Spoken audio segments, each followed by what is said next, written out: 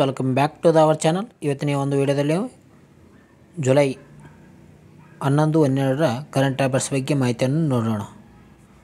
ಇತ್ತೀಚೆಗೆ ನರೇಂದ್ರ ಮೋದಿ ಅವರಿಗೆ ದೊರೆತ 27ನೇ ಅಂತರ್ ಸರ್ಕಾರಿ ಪ್ರಶಸ್ತಿ ಯಾವ ದೇಶದಾಗಿದೆ? ಇದಕ್ಕೆ ಸರಿಯಾದ ಉತ್ತರ ಆಪ್ಷನ್ ಸಿ ನೋಡಿ, ನಮೀಬಿಯಾ ದೇಶ. ಇತ್ತೀಚೆಗೆ ನಮೀಬಿಯಾ ದೇಶಕ್ಕೆ ಪ್ರಧಾನಿ ಮೋದಿಯವರು ಪ್ರವಾಸ ಕೈಗೊಂಡಿದ್ದರು. ಅಲ್ಲಿ ನಮೀಬಿಯಾ ದೇಶದ ಒಂದು ಅತ್ಯುನ್ನತ ಪ್ರಶಸ್ತಿಯನ್ನು ನೀಡಿ ಗೌರವಿಸಲಾಗಿದೆ. ಯಾವ ದೇಶದ್ದು? ನಮೀಬಿಯಾ ದೇಶದ ನೋಡಿ. ಇದು ಎಷ್ಟನೇದಾಯ್ತು ಅಂದರೆ 27ನೇ ಪ್ರಶಸ್ತಿ ಆಗಿದೆ. ಹಾಗಾದರೆ ಇದರ ಬಗ್ಗೆ ಮಾಹಿತಿಯನ್ನು ನೋಡೋಣ ಬನ್ನಿ. ಪ್ರಧಾನಮಂತ್ರಿ ನರೇಂದ್ರ ಮೋದಿ ಅವರಿಗೆ ನಮೀಬಿಯಾದ ಅಧ್ಯಕ್ಷರಾಗಿರುವಂಥ ನೆಟೋಬೋ ನಂದೆತ್ತೈ ಅವರು ನಮೀಬಿಯಾದ ಅತ್ಯುನ್ನತ ನಾಗರಿಕ ಪ್ರಶಸ್ತಿಯಾದ ಆರ್ಡರ್ ಆಫ್ ದಿ ಏನ್ಷಿಯಂಟ್ ವೆಲ್ವಿಟ್ಚಿಯಾ ಮಿರಾಬಿಲಸ್ ಪ್ರಶಸ್ತಿಯನ್ನು ನೀಡಿ ಗೌರವಿಸಿದರು. ಯಾವುದು? ನಮೀಬಿಯಾ ದೇಶದ ಅಧ್ಯಕ್ಷರು ಯಾರಂದರೆ ನೆಟೋಬೋ ನಂದೆತ್ತೈ. ಇವರೇನೆಂದರೆ ಈ ಒಂದು ಪ್ರಶಸ್ತಿಯನ್ನು ನೀಡಿದ್ದಾರೆ ನೋಡಿ. ಯಾರಿಗೆ? ಪ್ರಧಾನಿ ಮೋದಿ ಅವರಿಗೆ. ಪಂಚ ದೇಶಗಳ ಪ್ರವಾಸದಲ್ಲಿರುವ ಮೋದಿಯವರು ಪ್ರವಾಸದ ಕೊನೆಯ ಹಂತದಲ್ಲಿ ನಮೀಬಿಯಾ ಭೇಟಿ ನೀಡಿದ್ದಾರೆ ನೋಡಿ. ಕೊನೆಯ ಭೇಟಿ ಯಾವುದು ಅಂದರೆ ನಮೀಬಿಯಾ ಆಗಿತ್ತು ನೋಡಿ ರಾಷ್ಟ್ರ. ಈ ಮೂಲಕ ಮೋದಿ ಪ್ರಧಾನಿಯಾದ ಬಳಿಕ ವಿದೇಶಿ ಸರ್ಕಾರಗಳಿಂದ ಒಟ್ಟು 27 ಅತ್ಯುನ್ನತ ನಾಗರಿಕ ಪ್ರಶಸ್ತಿಗಳನ್ನು ಪಡೆದಿದ್ದಾರೆ. ಇದುವರೆಗೆ ಏನಂದರೆ ಪ್ರಧಾನಿಯಾದ ನಂತರ ಅಂದರೆ ನರೇಂದ್ರ ಮೋದಿ ಅವರು ಪ್ರಧಾನಿಯಾದ ನಂತರ ಒಟ್ಟು 27 ಪ್ರಶಸ್ತಿಯನ್ನು ಪಡೆದುಕೊಂಡಿದ್ದಾರೆ ನೋಡಿ. 2020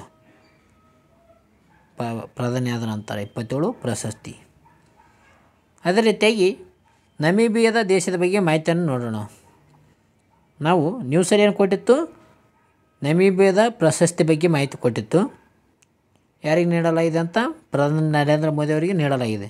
ನಾವೇನಂದರೆ 360 ಡಿಗ್ರಿ ಅಂದರೆ ಎಲ್ಲ ರೀತಿಯ ಆಯಾಮದಲ್ಲಿ ಚೆಕ್ ಮಾಡ್ಬೇಕಂದ್ರೆ ನಮೀಬಿಯಾ ದೇಶದ ಬಗ್ಗೆ ಸ್ವಲ್ಪ ಮಾಹಿತಿ ತಿಳ್ಕೊಳ್ಳೋಣ.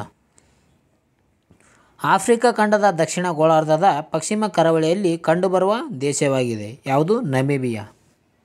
ಇದರ ರಾಜಧಾನಿ ಯಾವುದಂದರೆ ವಿಂಡ್ ಓಕ್ ನೋಡಿ. ವಿಂಡ್ ಓಕ್ ಏನಂದರೆ ನಮೀಬಿಯಾ ದೇಶದ ರಾಜಧಾನಿಯಾಗಿದೆ. ಇದು ಉಪಸಾಹರಣ ಆಫ್ರಿಕಾದಲ್ಲಿ ಅತ್ಯಂತ ಒಣ ದೇಶವಾಗಿದೆ. ಇದು ಯಾವುದು? ನಮೀಬಿಯಾ ದೇಶ. ನಮೀಬಿಯಾ ದೇಶದ ಕರೆನ್ಸಿ ಯಾವುದಂದರೆ ನಮೀಬಿಯನ್ ಡಾಲರ್, ಅಂದರೆ ದಕ್ಷಿಣ ಆಫ್ರಿಕಾದ ಲ್ಯಾಂಡ್ ಅಂತ ಹೇಳ್ಬೋದು, ರ್ಯಾಂಡ್. ಈ ರೀತಿಯಾಗಿ ನಾವು ನಮೀಬಿಯಾ ದೇಶದ ಬಗ್ಗೆ ಮಾಹಿತಿ ನೋಡಿದೆವು. ಮುಂದಿನ ಒಂದು ಪ್ರಶ್ನೆ ಹೋಗೋಣ. ಮುಂದಿನ ಒಂದು ಪ್ರಶ್ನೆ, ಯೂರೋ ಕರೆನ್ಸಿಯನ್ನು ಅಳವಡಿಸಿಕೊಳ್ಳುತ್ತಿರುವ 21ನೇ ದೇಶ ಯಾವುದು? ನೋಡಿ, ಇದು ಕೂಡ ಭಾಳ ಇಂಪಾರ್ಟೆಂಟ್ ಆಗುತ್ತೆ. ಅಂದರೆ ಯೂರೋ ಕರೆನ್ಸಿಯನ್ನು ಅಳವಡಿಸಿಕೊಳ್ಳುತ್ತಿರುವ 21ನೇ ದೇಶ ಯಾವುದಂತ ಪ್ರಶ್ನೆ ಕೇಳಲಾಗಿದೆ. ಇದಕ್ಕೆ ಸರಿಯಾದ ಉತ್ತರ ಆಪ್ಷನ್ಸ್ ಬಿ, ಬಲ್ಗೇರಿಯಾ ನೋಡಿ. ಬಲ್ಗೇರಿಯಾ ದೇಶ ಯೂರೋ ಕರೆನ್ಸಿಯನ್ನು ಅಳವಡಿಸಿಕೊಳ್ಳುತ್ತಿರುವ 21ನೇ ದೇಶವಾಗಿದೆ. ಇದರ ಬಗ್ಗೆ ಮಾಹಿತಿಯನ್ನು ಪಡೆದುಕೊಳ್ಳೋಣ. ಯುರೋಪಿಯನ್ ಯೂನಿಯನ್ ಕೌನ್ಸಿಲ್ 2026 ಜನವರಿ 1ರಿಂದ ಬಲ್ಗೇರಿಯಾಕ್ಕೆ ಯೂರೋ ಕರೆನ್ಸಿಯನ್ನು ಅಳವಡಿಸಿಕೊಳ್ಳಲು ಅನುಮತಿ ನೀಡಿದೆ ನೋಡಿ. ಯಾವುದು? European Union Council. ಇದೇನಪ್ಪ ಅಂತಂದರೆ ಮುಂದಿನ ವರ್ಷದಲ್ಲಿ ಏನಂದರೆ ಈ ಒಂದು ಬಲ್ಗೇರಿಯಾ ದೇಶಕ್ಕೆ ಈ ಒಂದು ಯೂರೋ ಕರೆನ್ಸಿಯನ್ನು ಅಳವಡಿಸಿಕೊಳ್ಳಲು ಅನುಮತಿ ನೀಡಿದೆ. ಯಾವುದು? European Union Council. ಇದರೊಂದಿಗೆ ಬಲ್ಗೇರಿಯಾ ಯೂರೋಝೋನ್ 21ನೇ ಸದಸ್ಯ ರಾಷ್ಟ್ರವಾಗಿದೆ ನೋಡಿ. ಅಂದರೆ ಈ ಒಂದು ಬಲ್ಗೇರಿಯಾ ದೇಶ ಯೂರೋಝೋನ್ ಅಂದರೆ ಯೂರೋಝೋನ್ ಏನಂತ ನೋಡೋಣ ಈಗ. ಅಂದರೆ ಈ ಯೂರೋಝೋನ್ಗೆ ಸೇರಿಕೊಂಡಿರುವಂಥ 21ನೇ ಸದಸ್ಯ ರಾಷ್ಟ್ರವಾಗಿದೆ.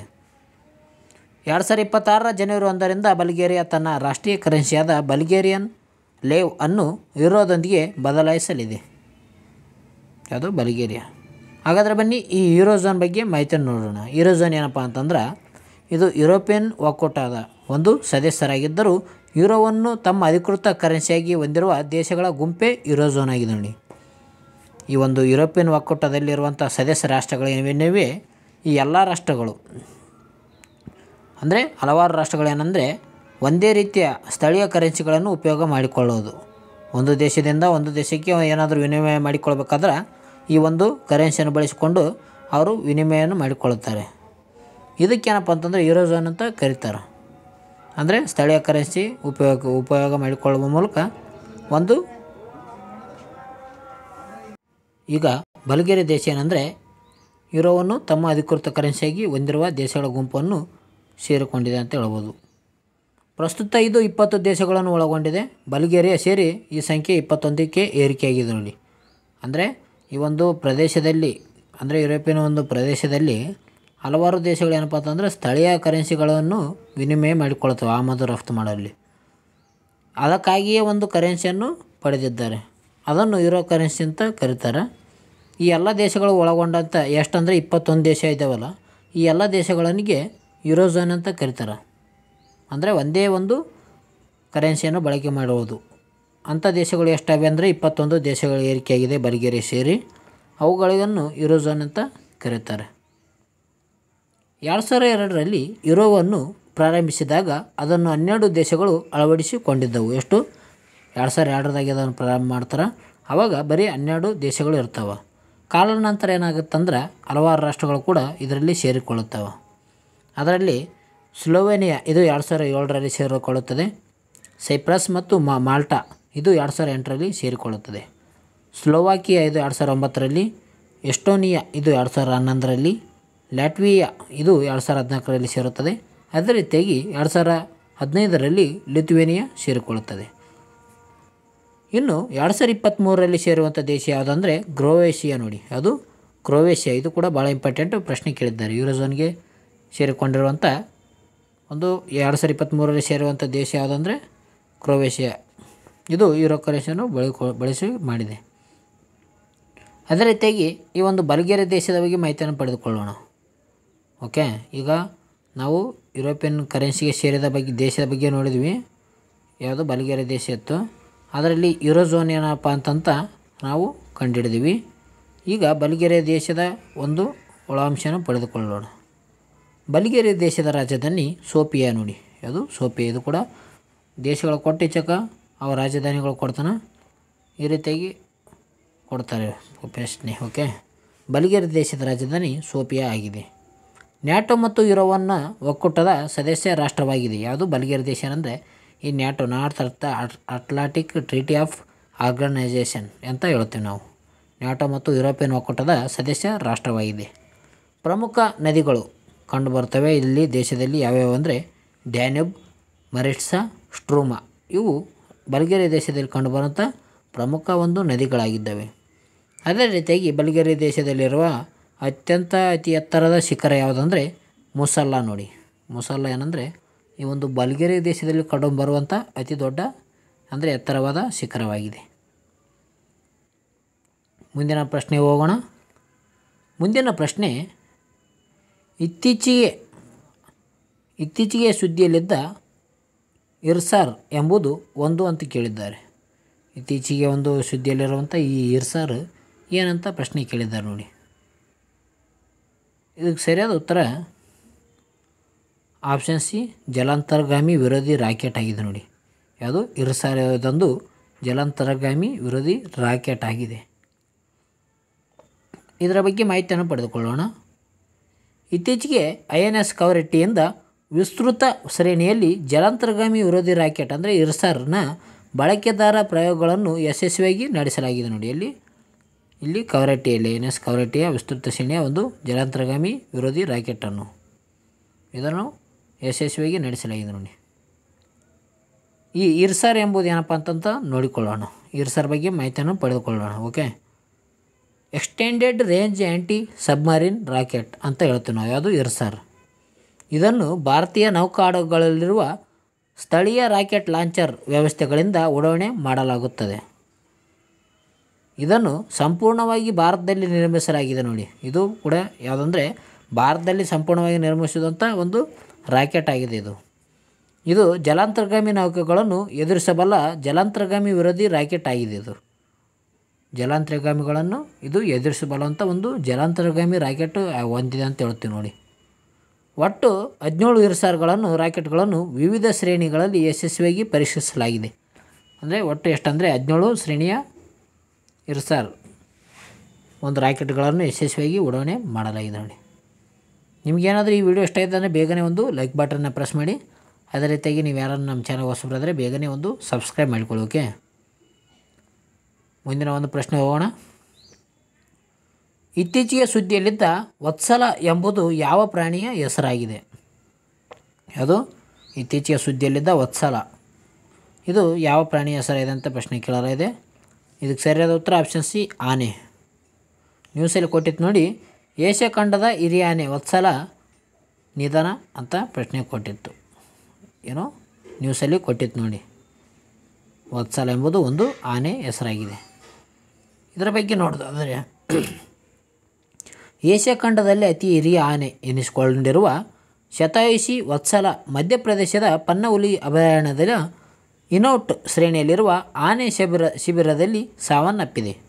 ಎಲ್ಲಿ ಈ ವತ್ಸಲ ಎಲ್ಲಿತ್ತ, ಯಾವ ರಾಜ್ಯದಲ್ಲಿತ್ತಂದರೆ ಈ ವತ್ಸಲ ಎಂಬ ಆನೆ ಮಧ್ಯಪ್ರದೇಶದ ಪನ್ನ ಹುಲಿ ಅಭಯಾರಣ್ಯದಲ್ಲಿ ಇತ್ತು ಅಂತ ಹೇಳ್ಬೋದು. ಯಾವುದು ವತ್ಸಲ ಎಂಬುದು ಒಂದು ಆನೆಯಾಗಿದೆ. ಇದು ಇತ್ತೀಚೆಗೆ ನಿಧನ ಆಗಿದೆ. ಇದು ಮಧ್ಯಪ್ರದೇಶ ರಾಜ್ಯದ ಪನ್ನ ಹುಲಿ ಅಭಯಾರಣ್ಯದಲ್ಲಿ ಇತ್ತು. ವತ್ಸಲಗೆ 100 ವರ್ಷಕ್ಕಿಂತ ಅಧಿಕ ವಯಸ್ಸಾಗಿತ್ತು ನೋಡಿ. ಇದು ವತ್ಸಲಗೆ ಏನಂದರೆ 100 ವರ್ಷಕ್ಕಿಂತ ಅಧಿಕ ವಯಸ್ಸಾಗಿತ್ತು. ಪನ್ನ ಕಾಡಿನಲ್ಲಿ ದೀರ್ಘಕಾಲದಿಂದ ನೆಲೆಸಿತ್ತಿದ್ದು. ಪನ್ನ ಕಾಡಿನಲ್ಲಿ ಕಂಡು ಬಂದಿತ್ತು. ದೀರ್ಘಕಾಲದಲ್ಲಿ ಅಲ್ಲಿ ವಾಸವಾಗಿತ್ತು ನೋಡಿ.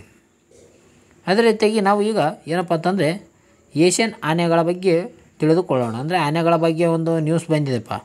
ಈಗ ಆನೆ ಬಗ್ಗೆ ನ್ಯೂಸ್ ಬಂದಿದೆ. ಅಂದರೆ ನಾವೇನಪ್ಪ ಅಂತಂದರೆ ಆನೆ ಅಂದರೆ ಏಷ್ಯನ್ ಆನೆಗಳು ಯಾವ್ಯಾವು, ಅದರಲ್ಲಿ ಕರ್ನಾಟಕದಲ್ಲಿ ಎಷ್ಟು ಆನೆಗಳು ಕಂಡುಬರ್ತವೆ, ಅದರ ರೀತಿಯಾಗಿ ಅತಿ ಹೆಚ್ಚು ಒಂದು ಆನೆಗಳನ್ನು ಒಳಗೊಂಡಿರುವ ರಾಜ್ಯ ಯಾವುದು, ಈ ರೀತಿಯಾಗಿ ಮಾಹಿತಿಯನ್ನು ತಿಳಿದುಕೊಳ್ಳೋಣ.